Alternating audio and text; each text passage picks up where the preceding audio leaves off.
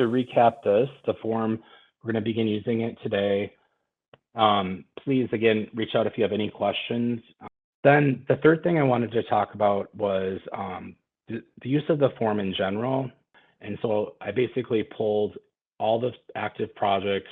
My request is, and I know these are a lot of requests, but this is just a one-time thing, is to send a list of the projects that you have used the form for. If you could just send me the SAP numbers, that'll be enough for me. So this is all that was pulled as of this morning. So we can go into the feedback if and just look through here. We got feedback from 3 firms or actually two firms. So we can go through this, and I started filling out just some notes for myself, but we can use this as a discussion too.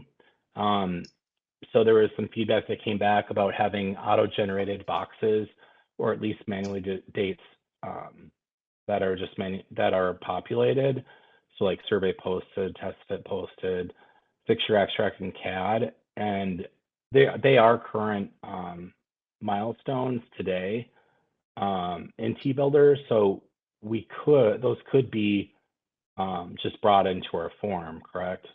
Yeah, And just we just have auto-populated. to, yeah, we'd have to edit the form and insert those fields if you wanted to pull them in. Cool. Next one, move site survey vendor company from retailer heading to either construction details or survey information. So that's a TBuilder limitation where if an existing field lives in an existing box, I call it a box, with an existing header, we're not able to move those. So that's why we've spent a lot of time trying to get it as close as possible, but unless it's a new field, we can't move that to a new, let's say, parent. And trust me, I have probably spent way too much time trying to request those things, and I've learned a lot. So I try to make the form as intuitive as possible, but we do have I consider that a TBuilder limitation. That's something we can talk about going forward. It would be like a phase 2 thing, and it would require individuals higher than myself. The next one, under construction details, site survey scheduled and site survey complete anticipated seem to be the same thing. So that was a question that came up about survey completed or survey uploaded. Maybe these could also be auto-generated. So just to clarify, which I'll include on the form I send out with definitions, site survey scheduled is when the survey actually gets scheduled, the scheduled survey date. And I believe the PM does that today and fills that date out or works with you to figure what date that is. Do you guys have any involvement with setting that date, or is it just the PM?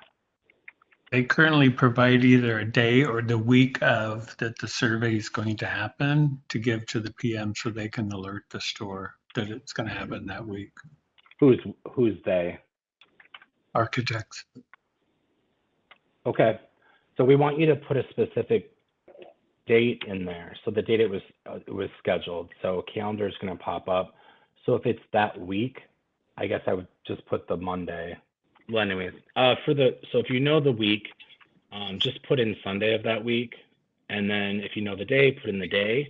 But the reason why there's survey scheduled and survey complete is sometimes it doesn't actually happen on that survey scheduled date, and we just want to capture that duration of what that time is, that duration in between those two, and potentially why it changed. And so that's just something that we want to start collecting information to try to, obviously stay on track and squeeze any time we can out of the entire duration of the project. So this is what we have for surveys. So I misspoke. So we have site survey scheduled. It's an existing milestone.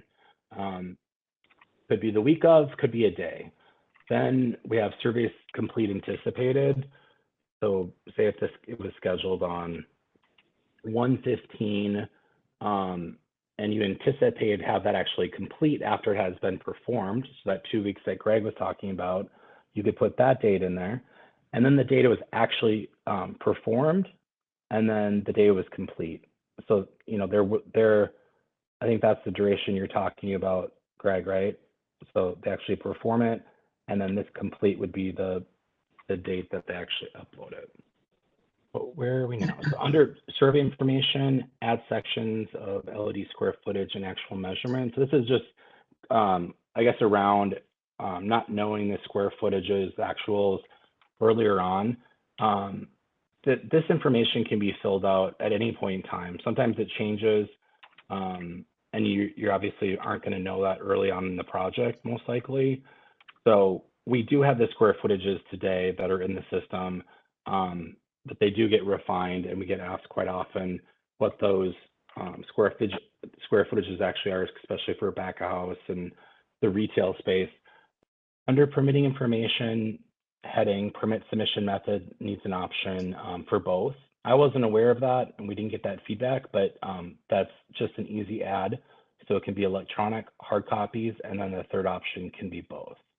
So the fields today are design kickoff call scheduled.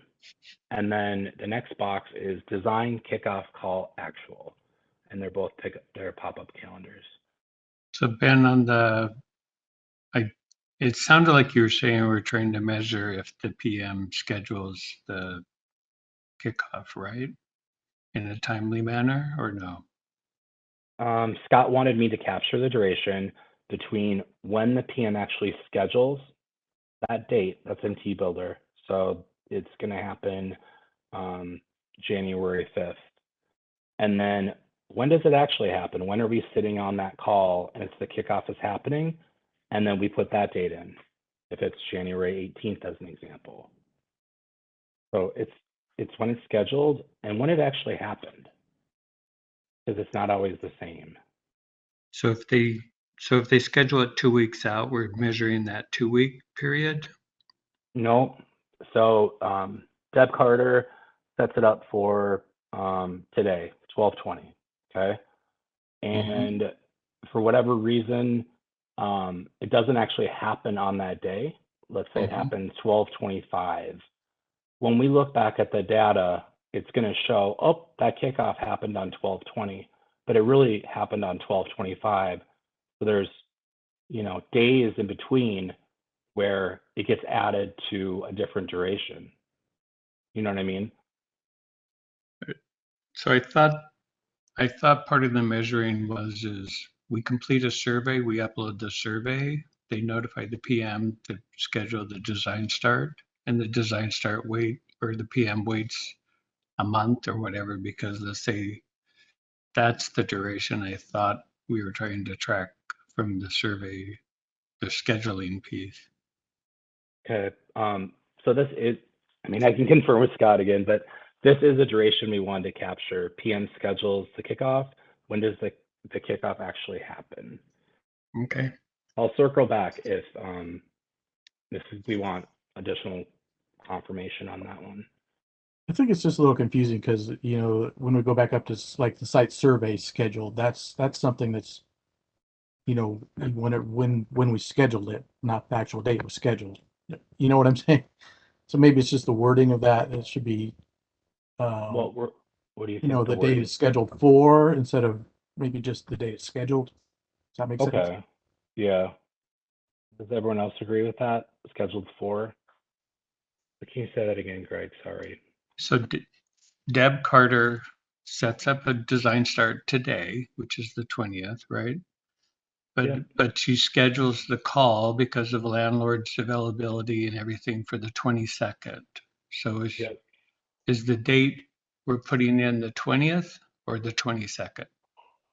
When she physically sent out the email or when the meeting is scheduled? So that's what those two dates are for: scheduled and actual. So when did Deb Carter schedule that kickoff? On the 20th. When did it actually happen? Hey, Deb, why didn't it happen until Wednesday? What was the delay? Why was it 2 weeks? It was just something I was asked to capture the duration, and we thought the architects would know the best because PMs consistently aren't changing that, or we're just lacking understanding of, why didn't it happen on the scheduled date? And instead of asking the PMs to do that, which they haven't consistently done in the past, and we wanted to own that, it's simply a pop-up calendar, and then you just hit the date you're Yeah. setting in the kickoff. And it can either be the same or it might be a future date. Hey, Ben, this is Matt. So just to make sure I'm understanding, are you talking about the actual kickoff call specifically? Okay, so not necessarily the date the kickoff email came right. out for the. So you're gonna, like, the day we get kicked off, there'll be a Yep. date for that. And then we let the PM know the survey's in hand, you could schedule the kickoff call. So Right. they'll usually, email the landlord, the signage vendors, whoever else needs to be on the call, and they'll schedule it for a certain date. So you want the PM to put in the date that they scheduled the call for, but then you want the architect to essentially actualize what date the call actually happened. But So really good point. So that's clarification. Sorry if that's confusing. Yep. So when I say kickoff scheduled, it's the kickoff call. So maybe Right. that's something important that we could add. Okay. What we're asking is when you get that invite for the design kickoff call scheduled, I'm assuming you get some sort of notification or invite so you know when to call in to that project. You're going to put that date in there. Right, but to Greg's point, the date you're putting in isn't the date you received the invite. It's the date the call actually is to occur. So under kickoff, here's the kickoff call Mhm. scheduled, kickoff call actual. Mhm. And so you get the meeting invite Wednesday the 1st, and then it actually happened the 31st, right? Okay. That's all we're capturing, and we're not managing the PMs and why, so you don't have to write any notes in or anything like that. But Right. for example, to go to the extreme, what if it was 9 weeks, but we only had 12/1 in there? So we would be measuring off of that 12/1 date, and we'd be like, wow, why did this project take so long? Well, there was 9 weeks between the scheduled and the actual call. Right. As Matt's saying, there is an email that goes out that says, okay, let's say the email goes out today, the 20th. We're going to schedule a kickoff call for the 23rd. And then, so there's 3 dates happening. There's a date that the actual email goes out to schedule the call. Then there's the date that the call is to happen on. And then there may be a third date that the call was delayed to. I don't think you really care about when the email went out. It's just the original meeting date that was scheduled, right? Okay, what if I think I hear what you're saying. What if I put design kickoff call scheduled for, Right. or even we could rename it something. I see Yeah, where that yeah. could be confusing. Right. That's fine. I mean, in my opinion, the biggest struggle is to get the call scheduled. We're seeing delays just scheduling a call, not scheduling it and then postponing it or having it not actually occur. So I don't Yeah, know if we just need a date when it actually does happen versus worrying about when we schedule it. Yeah, and Ben, I think that we can circle back with Scott. I'm pretty sure that's the duration. Because, I mean, how often does design calls move after they're scheduled? Just roughly, people. Not very often. One, It's just one out of a every Yeah. 200 or, right. Usually if they schedule a kickoff call, it happens. But yeah. we started seeing like a lot of sites, especially when they were kicking us off on potentials instead of future launches, or like if we're trying to get designs out to hit numbers, but it doesn't actually break ground until March of 2023 or something. It's like there isn't even a call ever scheduled. Well, yeah, that's the duration. We complete a survey. It Okay. goes to the PM. The PM says, well, that's a year out. I'll try to schedule Right. that when I get a chance to. And then that's where the clock is ticking on your guys' side. And we don't have any Right. visibility as to why, but Okay.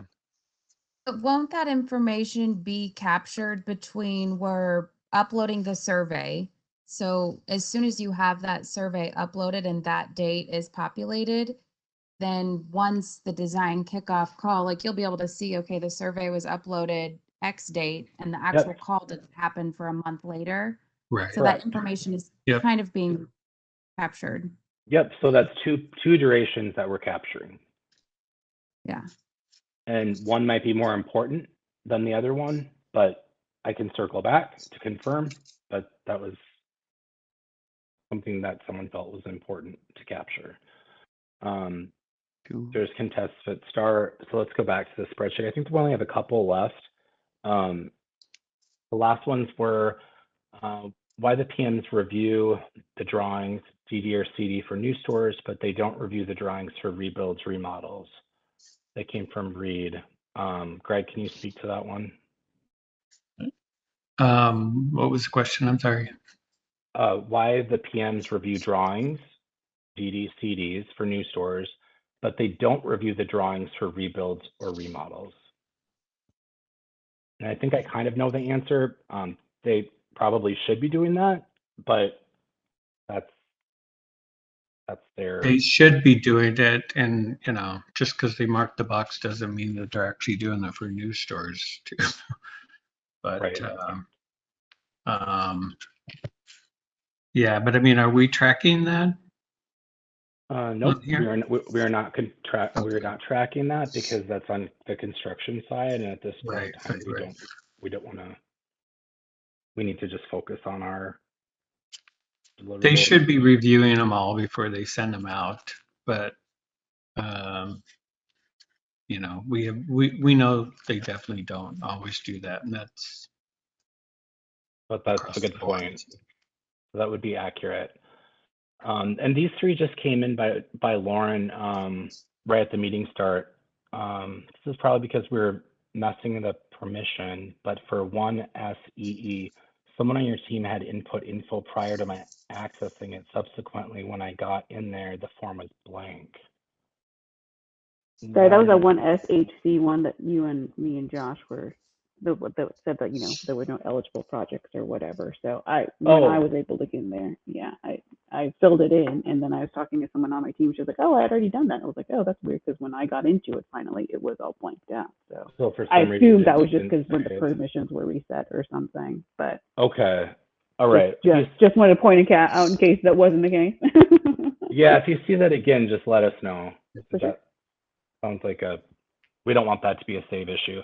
So there's two more left. It'd be great if there was a way to identify which fields weren't to input on the form itself, since it looks like we have access to fields that were coded as blue, green in our training. I referenced screenshots of our training to identify the magenta ones for use. So correct.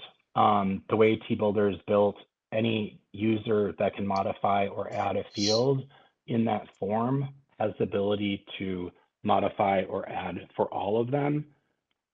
Unfortunately, we do have some pink highlight boxes we potentially could add, but I think that'd be something we'd have to discuss in the future with Josh and team. Hey, and they have their recon report, right, or call right now. So okay, if anybody has to jump, please jump. Okay. That was pretty much all we had. So I'm gonna loop back with Scott on a couple of these topics before I send a recap out. But thank you guys for your time and willingness to give some feedback for us.